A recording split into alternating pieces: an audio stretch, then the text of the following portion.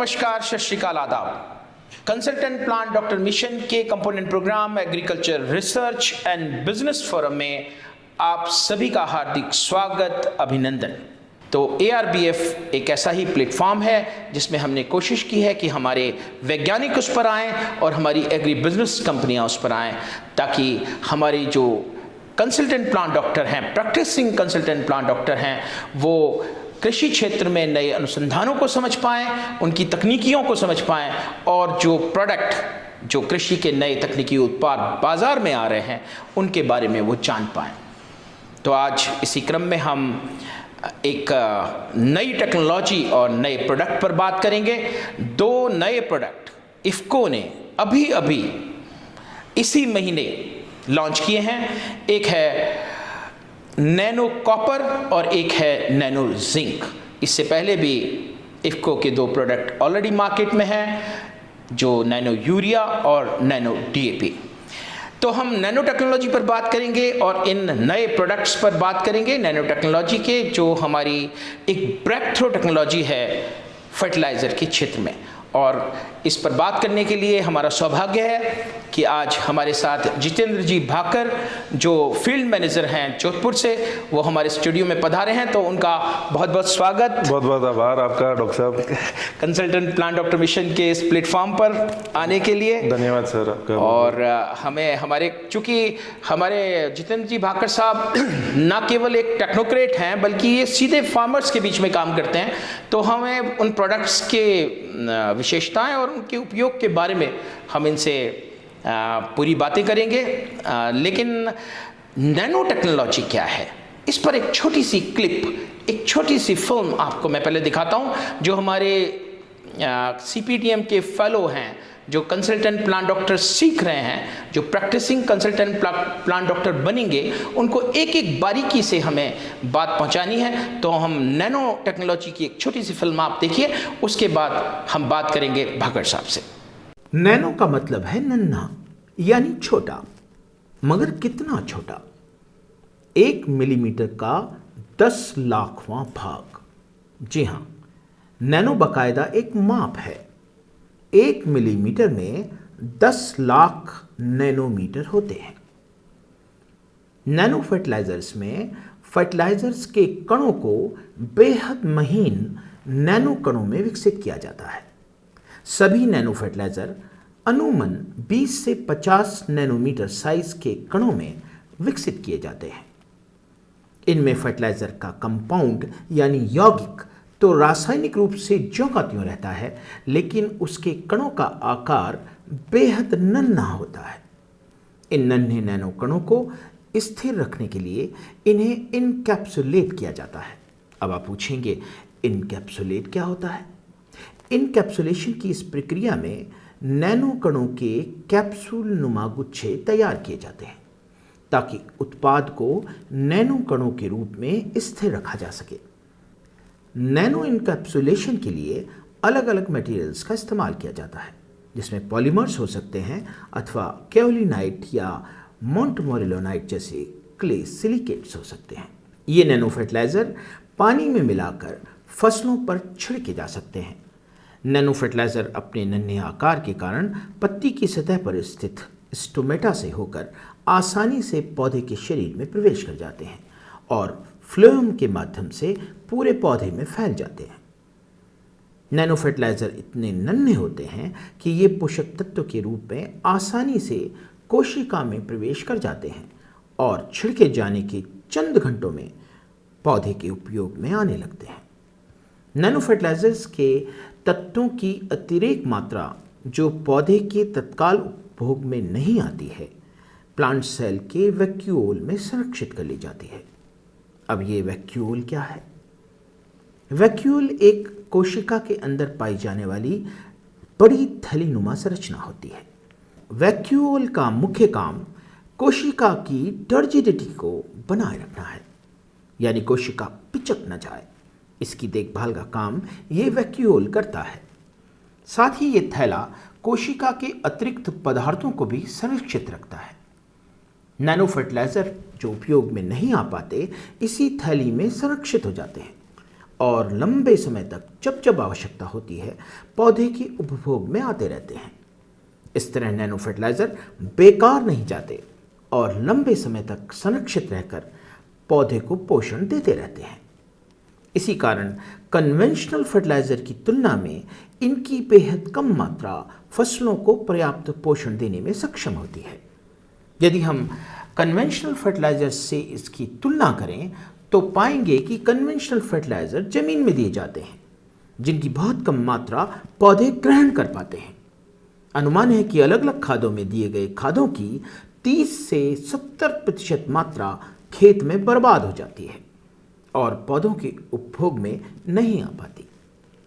ये बर्बादी लीचिंग यानी पानी में घुलकर निचली सतहों में जाने, वोलेटाइजेशन यानी गैस बनकर उड़ जाने, जमीन के अन्य रूपों में परिवर्तित हो जाने जिसे फिक्सिंग कहते हैं, इसके कारण होती है।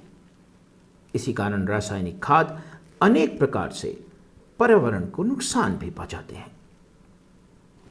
इतनी विशेषताएं होने के बावजूद नैनो फर्टिलाइज़र अभी इतने प्रचलित नहीं हैं जितने कि कन्वेंशनल फर्टिलाइज़र। अभी नैनो फर्टिलाइज़र्स का उपयोग कन्वेंशनल फर्टिलाइज़र्स की तुलना में बेहद कम है। इसका एक कारण तो यह है कि इसमें छिड़के जाने का झंझट है और किसान के पास मैन पावर की कमी है। इसका दूसरा बड़ा कारण यह भी है कि किसानों का विश्वास जमने में समय लगता है। कोई किसान अभी ये मानने को तैयार नहीं कि 500 मिलीलीटर का ये छोटा सा नन्हा नैनो यूरिया का पैक कन्वेंशनल यूरिया के 45 किलो के कट्टे के बराबर है। हालांकि इफको मार्केटिंग इसका दावा करती है पर दिल है कि मानता नहीं। अगर ये सच भी है तो भी इसे मनवाने में अभी और समय लगेगा। मगर एक बात तो तय है, नैनो फर्टिलाइज़र एक क्रांतिकारी तकनीकी है जो विश्व में पोषक तत्वों के उपयोग को एक नई दिशा दे रही है। भारत का हर नागरिक और हर किसान इस बात पर गर्व कर सकता है कि पूरे विश्व में इस तकनीकी को लाने वाला देश भारत है। विश्व में सबसे पहले नैनो यूरिया भारत ने बनाया और इसका सबसे पहला उत्पादन किसानों की संस्था इफको ने जून 2021 में प्रारंभ किया।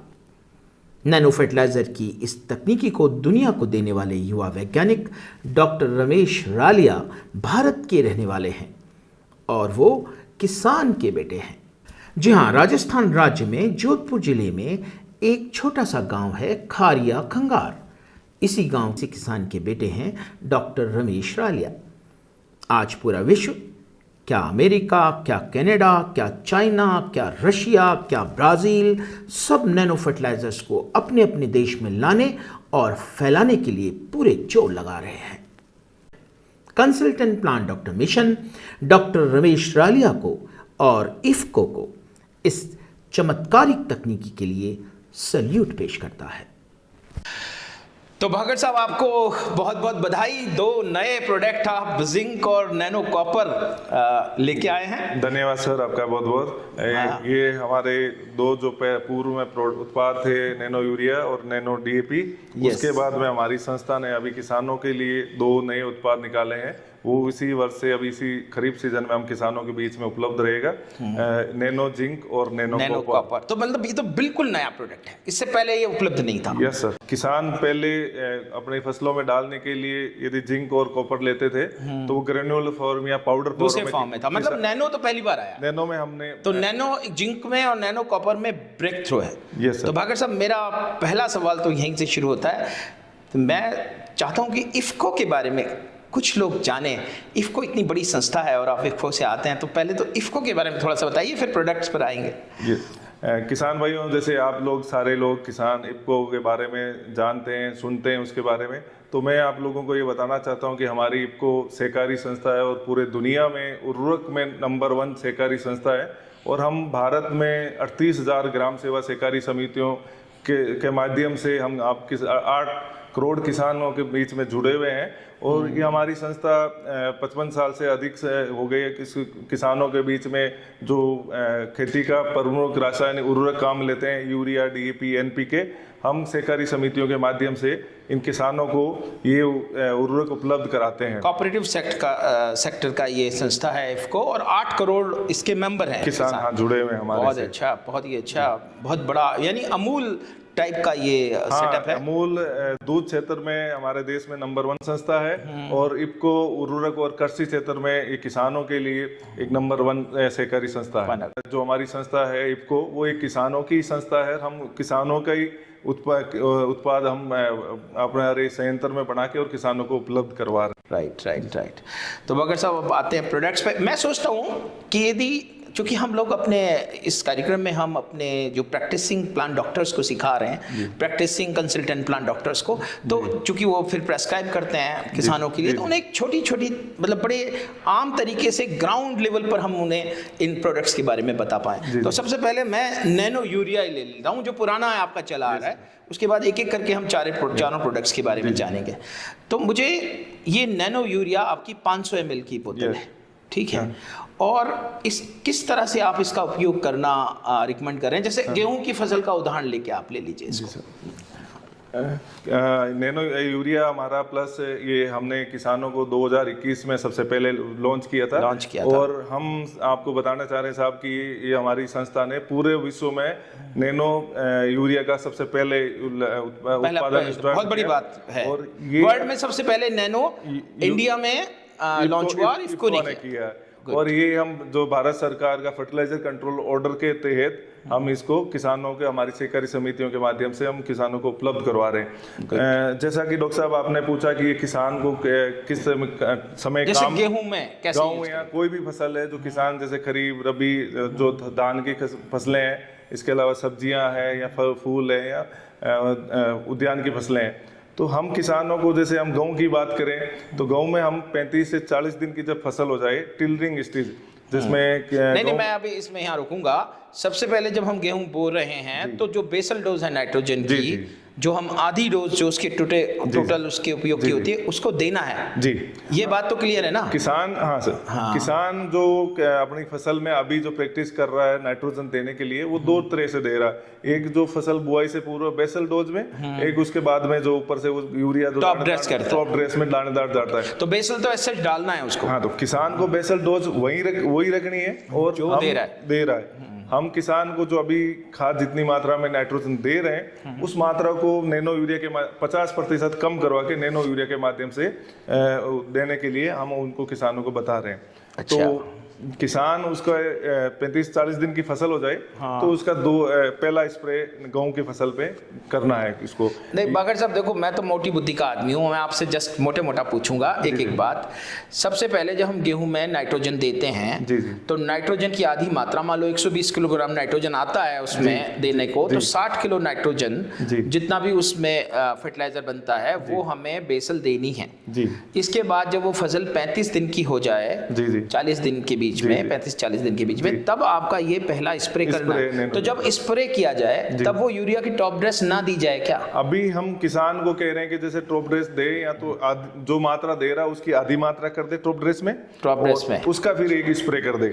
यदि किसान टॉप ड्रेस नहीं करना चाह रहा है, तो फिर हम इसका 2 स्प्रे के लिए किसानों को रिकमेंड कर रहे हैं। ओके, यानी कि अब वो तो 2 बार टॉप ड्रेस करता है, एक तो 35-40 दिन की बात करता है, एक उसके 15-20 दिन बाद करता है। तो यानी कि आपका कहना ये है कि टॉप ड्रेस को बिल्कुल भी हम रोक सकते हैं यदि इसके 2 स्प्रे कर 2 स्प्रे कर देंगे तो 2 स्प्रे कर देगा ना, क्या दिक्कत है? मेरे ख्याल से यदि आप टॉप ड्रेस को बिल्कुल खत्म कर देते हो, तो उसमें आप यदि नैनो यूरिया का किसान 2 स्प्रे करेंगे तो टॉप ड्रेस के यूरिया जरूरत नहीं है, बिल्कुल जरूरत नहीं है। ओके, तो पहला स्प्रे करना है 35 दिन पे, और उसके बाद दूसरा स्प्रे, उस पहला स्प्रे के 15-20 से 25 दिन बाद में, और या उसका फूल या दाना बनने से पूर्व करना। मैं समझ गया आपकी बात, पर स्प्रे में डोज क्या होगी? हाँ, किसान जो स्प्रे कर रहा है उसमें हमारी डोज हम किसानों को रिकमेंड कर रहे हैं 1 लीटर पानी में 204 ml नैनो यूरिया डाल के स्प्रे करें। 2 से 4 ml। जैसे ये हमारी 500 ml की बोतल है, ये 125 से 150 लीटर पानी में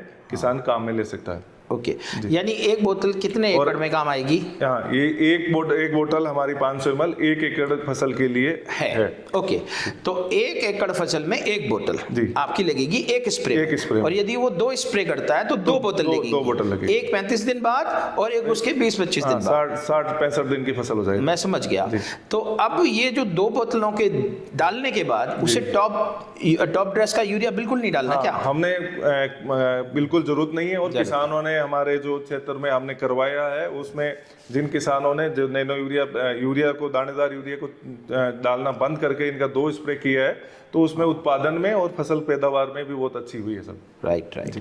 तो ये तो एक तरह से आपने यूरिया का उपयोग जो टॉप ड्रेस में होता है उसको इससे अपन रोक सकते हैं। हाँ सर। अच्छा, एक चीज मेरी और पूछने की आपकी है कि ये क्या किसी और के साथ मिलाया जा सकता है क्या? हाँ, डॉक्टर साहब ने बहुत बढ़िया क्वेश्चन पूछा है कि किसान किसी और जो भाई मान लो कोई पेस्टिसाइड छिड़क रहा है या कोई और चीज छिड़क रहा है, हमने सारी जो भी किसान यूज में ले रहा है, पेस्टिसाइड, हर्बिसाइड या बायोस्टिमुलेंट या WSF, वो किसान स्प्रे उसमें इसका यूज में है वो करते हैं, तो वो कोई भी किसान जो भी स्प्रे कर रहा है उसके साथ आराम से मिला सकता है। और यदि किसान को फिर भी कोई थोड़ी इसमें शंका है तो किसान जार टेस्ट में, मतलब किसान जो स्प्रे, थोड़ा जार टेस्ट को धीरे से समझा दीजिए। जार टेस्ट क्या है? जार टेस्ट क्या होता है किसान भाइयों, जैसे आप कोई जैसे हर्बिसाइड या पेस्टिसाइड या कीड़े मारने की दवा या फंजीसाइड आप काम छिड़कना ले रहे हो, तो 2 से 5 ml आप फंजीसाइड लीजिए, 2 ml ये हमारा नैनो यूरिया लीजिए, और दोनों का छोटा सा एक ढक्कन या किसी में आप आराम से पहले मिलाइए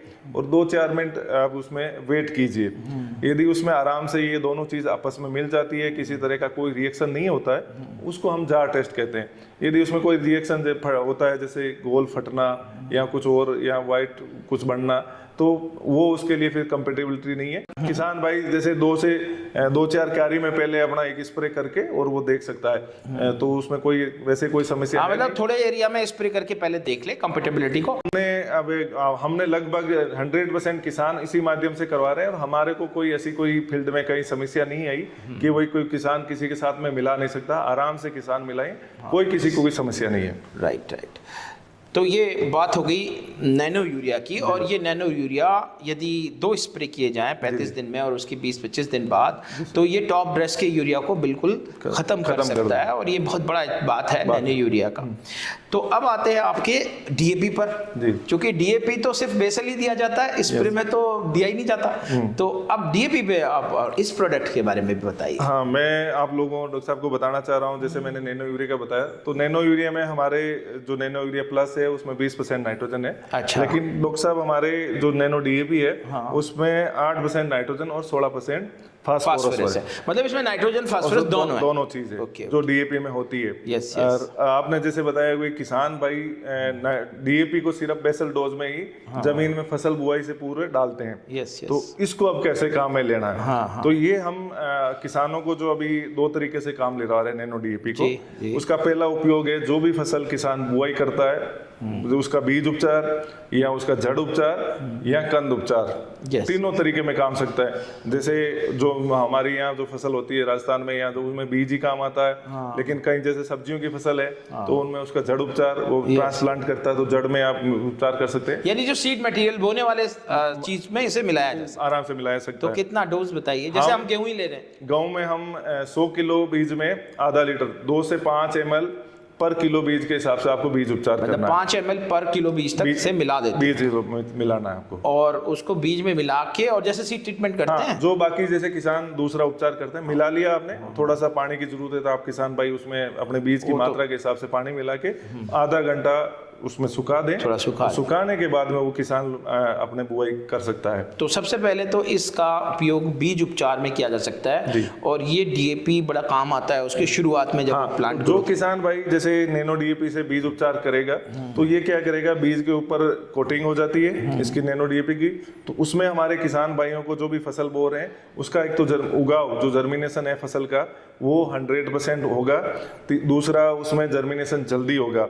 जैसे अभी हमारे क्षेत्र में यदि हम राजस्थान की बात करें तो किसानों को जो अभी समस्या आ रही है वो प्रकृति से मिल रही है। जब किसान फसल बुआई करता है उस टाइम टेम्परेचर तापमान बहुत अधिक रहता है, तो बुआई हमारे जीरा, जैसे पश्चिमी राजस्थान की बात करूं, यहाँ जीरा मुख्य फसल है और 15 अक्टूबर और 15 नवंबर के बीच में किसान जो बुआई करते हैं। लेकिन अभी इस टाइम के बीच में किसानों को टेम्परेचर बहुत होता है, तो जीरे में उगाव की बहुत समस्या आ रही। तो हमारे जिन लोगों ने, किसानों ने जो जीरे में बीज उपचार किया सर, उनका उगाव जल्दी हुआ और पूरा 100% जर्मिनेशन उगा हुआ। और तीसरा, फसल जो उगती फसल है वो मजबूत होती है सर, और उनका जड़ों का विकास भी अधिक होता है। नहीं, मैं बघड़ साहब, ये एक्सटेंशन की बात है। टेक्निकल बात ये है कि क्या उससे फास्फोरस की कुछ मतलब उसका बचत होगी क्या? हम जो डीएपी दे रहे हैं उसको क्या कम करना होगा? या तो डीएपी उतना के उतना? नहीं, डीएपी हम उतना को उतना नहीं देना है किसान को। वो जो अपना जो अभी दानेदार डीएपी डाल रहा है उसको आधी मात्रा करना है। मतलब यहाँ उसकी आधी मात्रा प्लस सीड ट्रीटमेंट। जैसे कोई किसान 1 कट्टा 4 बीघे में डाल रहा है तो उसको अभी आधा करके वो 25 किलो ही डाले 4 बीघे, और उसके बाद उसका उपचार। चलो, मैं गेहूं को बेस इसलिए बनाता हूँ कि गेहूं की फसल सामान्य रोग किसान लेते रहते हैं तो समझ पाते हैं।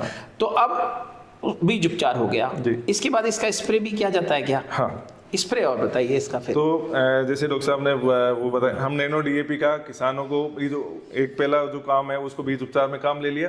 उसके बाद में जैसे हम नैनो यूरिया का बताया, उसी तरह नैनो डीएपी भी 35 से 40 दिन की कोई भी फसल आ जाए उसके बाद में आप उसको स्प्रे में काम में ले सकते हैं। और क्या डोज होगी उसका? वही डोज 2 से 4 ml पर लीटर पानी के अंदर आप मिला के स्प्रे कर सकते हैं। वो जो यूरिया की है, नैनो यूरिया की, वही डोज इसकी है। और किसान भाई जैसे नैनो यूरिया काम ले रहे हैं, किसी के पास में 300 लीटर की टंकी है सर, तो 1 बोतल नैनो यूरिया ले सकता है और 1 बोतल नैनो डीएपी, दोनों मिला के 300 लीटर में आप स्प्रे कर सकते हैं सर।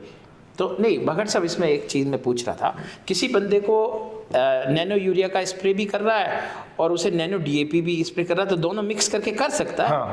अलग, ये जैसे किसानों को अलग अलग का स्प्रे करने की जरूरत नहीं है सर, दोनों को एक साथ में। एक दूसरी बात ये कि वो जो आपने आधी डीएपी करवा दी थी, जी जिस समय आप बुवाई करवा रहे थे, उसके बाद सीड ट्रीटमेंट करा दिया था, तो उसके बाद ये जरूरी है क्या 35 दिन बाद ये वाला स्प्रे होना चाहिए? तभी डीएपी पूरा हो पाएगा? हाँ, एक बार किसान उसको स्प्रे करेगा तो वो जो डीएपी की कम जो उसने मात्रा दी है वो मात्रा इस डीएपी के स्प्रे से उसको पूरी मिल जाएगी। यानी कि यदि आप डीएपी नैनो का उपयोग कर रहे हैं तो पहले बीज उपचार कर लें 5 ml पर केजी के हिसाब से, और उसके बाद 35 दिन पर इसे स्प्रे कर लें। गुड, तो ये एकदम क्लियर हो गया। तो ये डीएपी के जो मात्रा हम ऑलरेडी दे रहे हैं उसकी आधी उपयोग में लाई जा सकती है। फास्फोरस की मात्रा आधी अभी किसान अपने जो डीएपी जो डाल रहा है, दानेदार डीएपी, उसको अभी आधी मात्रा उसमें खेत में काम में ले और आधा नैनो डीएपी से। गुड, बहुत अच्छा है नैनो, और बहुत ही अच्छा काम कर रहा है नैनो। बावजूद इसकी जब हम पे दूसरी चीज होती है तो हम उसको इतना वैल्यू नहीं करते। लेकिन यार ये जो 2 नए प्रोडक्ट आपने लाए ना, ये तो मतलब वंडरफुल है यार। ये इनके अल्टरनेट हमारे पास बहुत अच्छे अवेलेबल नहीं है, क्योंकि हम जमीन में देते हैं तो बहुत जल्दी अपटेक नहीं हो पाता, हमें अनअवेलेबल हो जाते हैं सॉइल के अंदर, और जिंक का तो बहुत ज़बरदस्त डेफिशिएंसी हो रही है। तो एक बात को ये मान लेते हैं कि डीएपी और यूरिया बहुत ही अच्छे हैं, मगर जो ये 2 लाए हो ना, इन 2 पर मैं बहुत ज़्यादा आपको धन्यवाद कहूँगा। तो पहले तो जिंक ले लेते हैं, जिंक पर आप थोड़ा बताएं। ये कितने ml की बोतल आपने लॉन्च की है? 250 ml की बोतल हम किसानों के बीच में लेके आए हैं, और इनकी दर है, जो बिक्री दर है वो 200 रुपए प्रति बोतल। अरे एक चीज रह गई भाई, इसकी बिक्री दर भी बता दीजिए। यूरिया ये जो हम बीच में बताने लगे, हमारे जो नैनो यूरिया की बिक्री दर है वो 225 रुपए प्रति बोतल है। 225 की ये है, और ये 600 रुपए प्रति बोतल है। ये 600 है जी। ओहो, ये बहुत महंगी है। ये 600 रुपए प्रति बोतल है, महंगी, पर लेकिन जो बाजार में जो किसान को अभी कट्टा सब्सिडाइज में कट्टा मिल रहा है, फास्फोरस बहुत महंगा है भाई, वो 1350 रुपए, तो उससे 40% पे ये हमारा नैनो डीएपी मैं समझ गया। तो ये हो गई। अब आ जाइए वापस उसी पे चल रहे थे हम, जिंक पर बात कर रहे थे आपसे। तो जिंक जैसे मैंने पहले बताया, ये हमारी 250 ml की बोतल है, और 200 रुपए इसकी बिक्री दर है, 200। और हम इसको इसमें 1% जिंक सोल्यूबल फॉर्म में मिलेगी आपको, और किसान को 1 लीटर पानी में 1 ml नैनो जिंक मिला के ये तो माइक्रोन्यूट्रिएंट है इसलिए बहुत कम मात्रा में मात्रा जाता कम है, चाहिए। पर ये बहुत अच्छी चीज है कि नैनो में जिंक ले आया, नैनो में जिंक है। तो इसका एब्जॉर्प्शन और यूटिलाइजेशन बहुत तेजी से होगा। इसका यूटिलाइजेशन बहुत अच्छा है और किसानों को 1 लीटर पानी में 1 ml, 1 ml और ये 1% का सोल्यूशन है जी नैनो का। और ये 250 ml की बोतल 1 एकड़ के लिए किसान के लिए पर्याप्त है। 1 एकड़ में 1 एकड़ फसल। ओके ओके, तो 200 रुपए 1 एकड़ यदि वो खर्च कर ले, और जिंक कितने स्प्रे आप जिंक के रिकमेंड कर रहे हैं? हम किसानों को एक जिंक का स्प्रे बहुत है सर, एक 35-40 दिन पे ही, मतलब 40-50 दिन के बाद में कभी भी जो स्प्रे कर रहा है उसमें कर सकते हैं। ओके, और इसे भी मिलाया जा सकता है यूरिया और डीएपी के साथ? हाँ, नैनो यूरिया, नैनो डीएपी के साथ नैनो आप इसे मिला सकते हैं, आराम से मिला सकते हैं, कोई समस्या नहीं है। बहुत ही अच्छी चीज़ है। एक चीज़ और मैं बताऊंगा आपको बाखड़ साहब, आप भी शायद इसको जानते होंगे कि जिंक और कॉपर जो आपने दोनों निकाले हैं, ये दोनों बहुत अच्छे फंजीसाइड भी हैं और एंटी बैक्टीरियल इनके इफेक्ट्स भी हैं। तो ये बीमारियों को भी रोक देते हैं, ना केवल न्यूट्रिशन को। तो लीजिए कॉपर के बारे में और बता दीजिए। जैसे हमारा नैनो जिंक है, उसी तरह हमारा दूसरा माइक्रोन्यूट्रिएंट में नैनो कॉपर हमने किसानों को अब उपलब्ध कराएंगे। ये भी हमारा 250 ml में बोतल है और ये उसकी बिक्री दर दोनों की सेम है, 200 रुपये प्रति बोतल हम किसानों को देंगे, और इसमें 0.8% नैनो कॉपर के रूप में होगा। और इसकी डोज 1 ml 1 लीटर वाटर में पानी में मिला के आपको स्प्रे करना है। हाँ। तो जो डॉक्टर साहब ने बात बताई कि भी nano zinc, nano copper anti fungal, anti bacteria, तो सर हमारे जैसे राजस्थान की बात करें हम, जीरा की फसल होती है और ब्लाइट की बहुत ज्यादा समस्या होती है, तो किसान जैसे इसको नैनो जिंक को और नैनो कॉपर को मिला के स्प्रे करेंगे तो उसकी समस्या बहुत कम हो जाएगी किसानों को। तो ये न्यूट्रिशन के साथ साथ में उसको फंजीसाइड का भी काम बहुत करते हैं। बहुत अच्छे फंजीसाइड हैं कॉपर और जिंक। ईमानदारी से भगत साहब एक सवाल पूछता हूँ, आप इसके साथ काम कर रहे हो, नैनो टेक्नोलॉजी के साथ 2-3 साल से काम कर रहे हो, क्या फार्मर्स रिस्पॉन्स क्या है, क्या कहता है किसान? जी सर, ये आपने किसानों के हिसाब से मेरे को बहुत अच्छी क्वेश्चन पूछा। तो मैं डॉक्टर साहब आपको बताता हूँ, हम जोधपुर ज़िले में मैं पिछले 3 साल से काम कर रहा हूँ और मैंने किसानों को मतलब उनके फील्ड में जाके और अलग अलग रिस्पांस, जैसे मैं नैनो डीएपी की बात कर रहा हूँ सर, हमारे गोपासरिया मथानिया के आसपास का एरिया है जहाँ प्याज बहुत किसान काम में लेते हैं। तो किसान जो हमारा नैनो डीएपी हमने पहले ट्रायल के लिए हमने किसानों को दिया था, तो वहाँ किसान ने हमारा कुछ पहले बीज उपचार में उसमें काम लिया, फिर आधी बोतल उसके बच गई थी। तो उस किसान ने प्याज में अपनी फसल में जो बचा हुआ था उसमें स्प्रे कर रहा था, वो क्या नाम उसका, हर्बिसाइड का, ऑक्सी का स्प्रे कर रहा था, उसके साथ में उसमें ये नैनो डीएपी उसने मिला दिया था और उसका स्प्रे किया। उसके 10 दिन बाद में वो हमारे सेंटर पे गया किसान, उन्होंने कहा साहब वो जो आपने बोतल दी है मुझे वो बोतलें चाहिए। फिर हमारे सेंटर के भी बताया कि साहब वो नैनो डीएपी इनको चाहिए।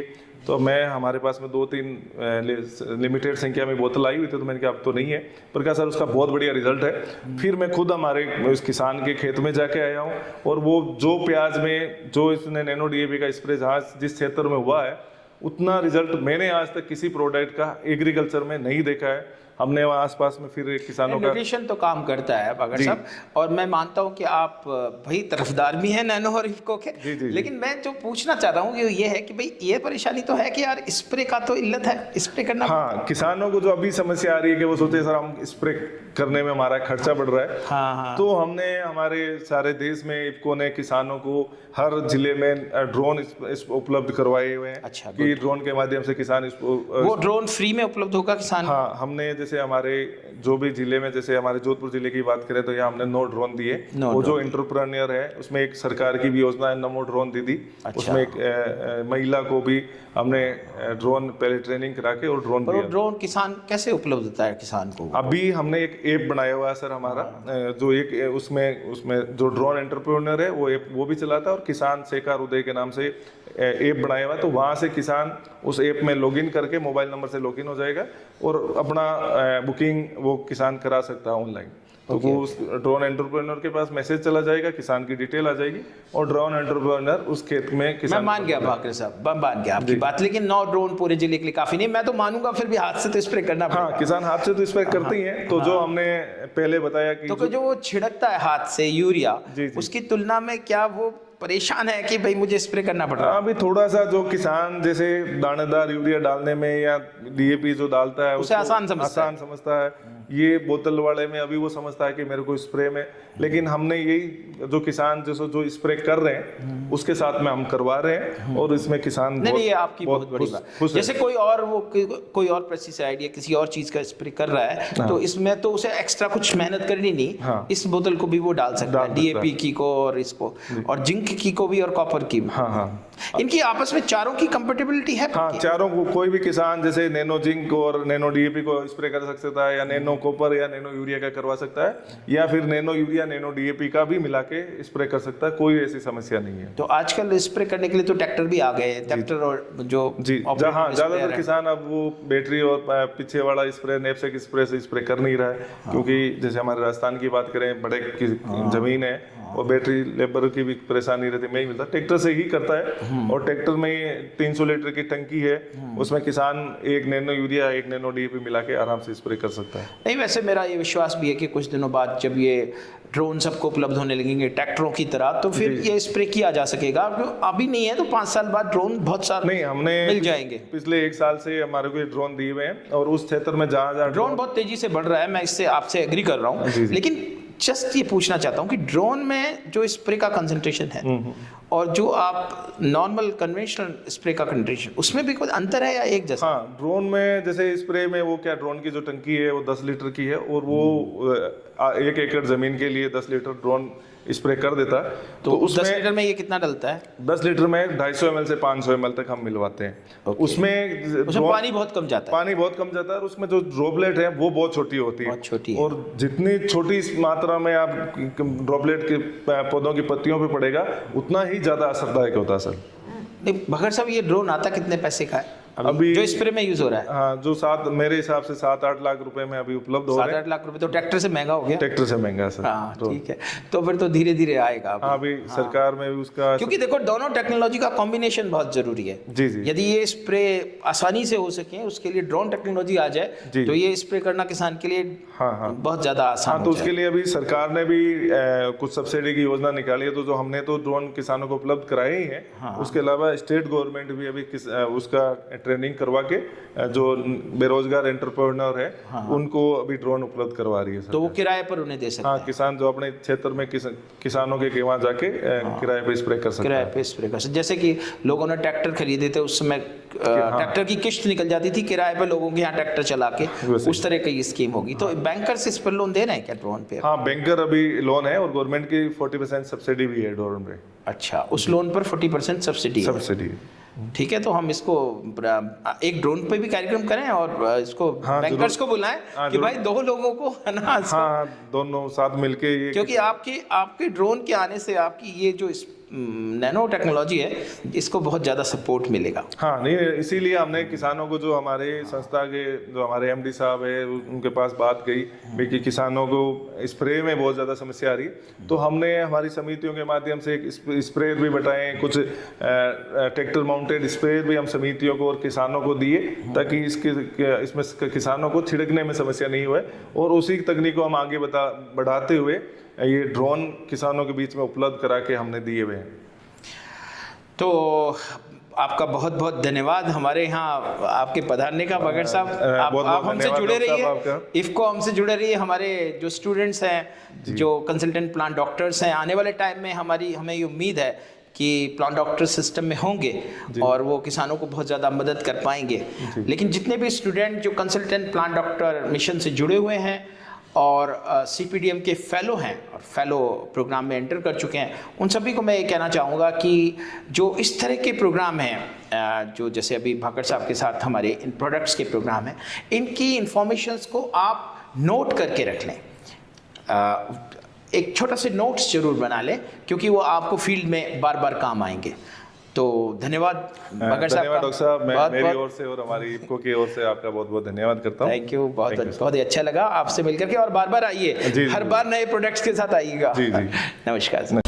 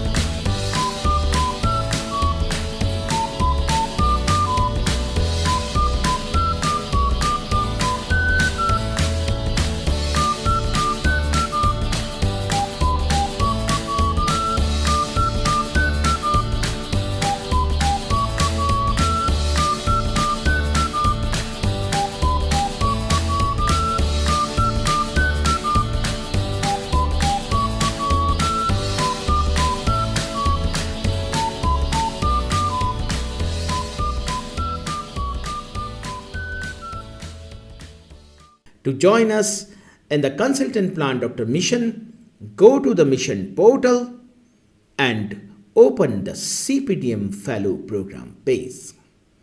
Read about the program, fill in your entries, and submit them. The portal will generate an identity card with your name, unique ID number, and date of registration. Download and keep this ID card for future reference as a CPDM Fellow.